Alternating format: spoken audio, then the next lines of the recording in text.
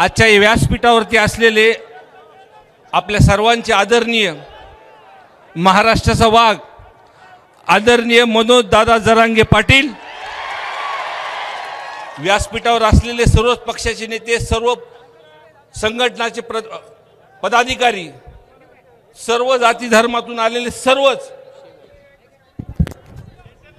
प्रमुख, सर्वात प्रथम मी परभणीकरांचे आभार मानतो की आमच्या जिल्ह्यातला जो आमचा माणूस गेलाय त्याला न्याय भेटण्यासाठी आपण सर्वजण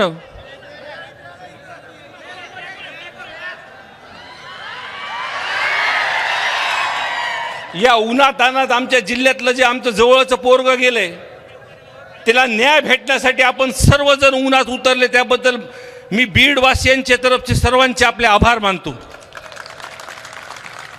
मी जास्त काही बोलणार नाही।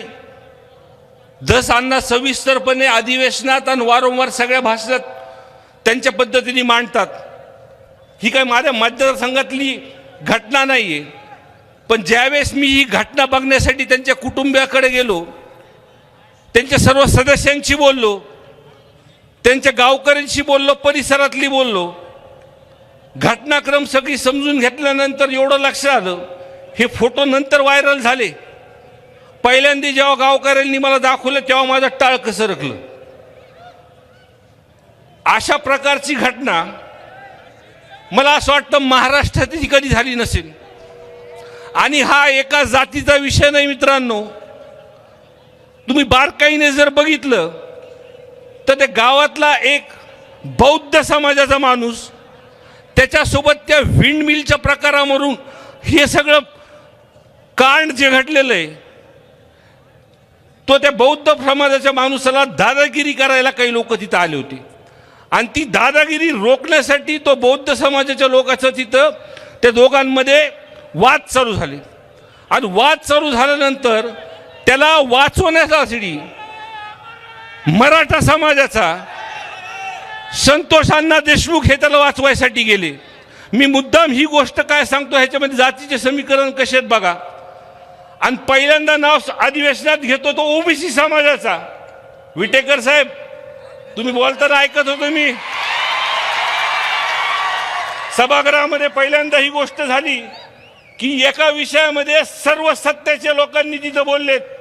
आमचे दसांना 5 मिनिटं जर तिथं बोलले असते तर सभागृह रडलं असतं, पण ह्या सुद्धा व्यासपीठावरती आज सर्वच पक्षाचे लोक आहेत, सत्ताधारी पक्षाचे लोक आहेत, आणि फक्त न्याय उठवण्यासाठी मागतात। विटेकर साहेब, जो कोणी आहे तो नाही, ते वाल्मिक कराडाचे। मी आधीपासून जी मागणी करतोय की 6, 9 आणि 11 हे 3 दिवस, 2 मिनिटं बोलून द्या मला, 6, 9 आणि 11 ह्या 3 दिवसाचं जर रेकॉर्ड काढलं, मला चांगलं माहिती, धसांनाला मी रोज बोलतो, अण्णा ओ अण्णा,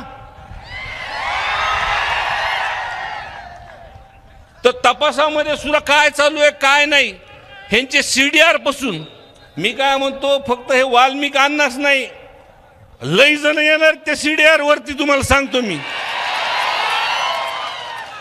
आणि CDR वर आल्यानंतर अण्णा, पण मला एक गोष्ट प्रामुख्याने तुम्हाला आधी सांगायची, मी भाषण जास्त करणार नाही। मला जेवढं माझ्या काही कानावरती आलंय, हे ज्या पद्धतीने हे अटक झालेत, हे फिल्मी स्टाईलने अटक झालेत। हे परळी पॅटर्न जे दिसतंय का, हे परळी पॅटर्न आपल्याला बंद करायचं, तुम्हाला सांगतो मी। म्हणजे जेव्हा सभागृहामध्ये हा मुद्दा आला, सर्व पक्षाचे आमदार तळमळीने बोलत होते, सरकारी पक्षाच्या प्रमुखांनी सगळ्यांनी ह्याच्यात दखल घेतली, तरी सुद्धा मी हा पहिला गुन्हा बघतोय की या गुन्ह्यामध्ये जे काही सराईत गुन्हेगार, हा मास्टर माइंड वाल्मिक कराड हे जास्त कुठं महाराष्ट्राच्या बाहेर नव्हते, हे पुण्यात होते, हे पुण्यात होते अण्णा। 28 तारखेपर्यंत एका मोठ्या हॉस्पिटलपर्यंत हे इलाज करत नव्हते, त्या बेडवरती बसून टीव्हीवरती सगळा तमाशा हे बघत होते। आणि ज्या वेळेस ज्या वेळेस बीड जिल्ह्यामध्ये आपल्यासारखे लोक जेव्हा रस्त्यावर उतरले त्या दिवशीपासून हे फरार झालेत. माझी अजून एक मागणी अण्णा, तुम्ही म्हणता रे तुम्ही सरकारमध्ये आहेत, की 28 तारखेपर्यंत त्या हॉस्पिटलचं नाव बी तुम्हाला सांगतो आणि पत्र बी देतो. त्या 8 दिवसामध्ये त्या हॉस्पिटलमध्ये कोण कोण ह्यांना भेटायला आले ते CCTV फुटेज मधून काढा. आणि त्या जो हा प्रकार संतोष अण्णा देशमुख यांच्यावरती झाला आहे त्या 8 दिवस प्रामुख्याने 6, 9 आणि 11 ह्यामध्ये मला एक प्रामुख्याने इथं बोलायचं मी आपल्याला आणि माझे संपवतो मी, की सरकारने ह्याच्यामध्ये ॲक्शन घेतल्यानंतर SP बदललेत. काही काही गोष्टी खऱ्या सांगाव्या लागतील तुम्हाला, उगं विरोधी बाकावरती आहे म्हणून मी बोलून जायचं. पण काही ॲक्शन घेतलेत. आमच्या जिल्ह्यात 2 नंबरचे धंदे बंद झालेत. पण तपास जेव्हा वाल्मिक कराडवरती येतो तेव्हा तुम्ही कुठतरी थांबतो अण्णा, बरं का ती मी सांगणार अण्णा, तुम्ही मला ओरडले तरी चालतं. जिथं वाल्मिक कराडचे म्हणजे एक गुन्हा दाखल झाल्यानंतर तो हॉस्पिटलमध्ये थांबतो, जमा होतो, ह्याला फक्त न फक्त कारणीभूत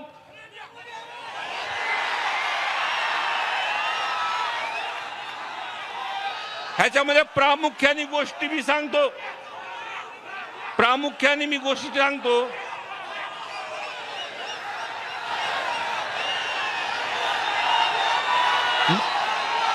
मागच्या 5 वर्षाच्या कालावधीमध्ये जे काही मंत्री होते ते पालकमंत्री होते. मी तपासात जिथं अडचणी तिथं सांगतो की जिथं अडचण येते त्यांच्या काळात काही अधिकारी त्यांनी जवळचे हे वाल्मिक कराडनी आणि ह्यांनी बसवली होती. त्यांच्याकडूनच फक्त मागं पुढं होते. साहेब पाटील साहेब, हे प्रामुख्याने सांगतोय मी तुम्हाला, त्यांच्याकडूनच हे कुठंतरी मागं पुढं होतोय. तर आमच्या 3च मागण्या आहेत आता.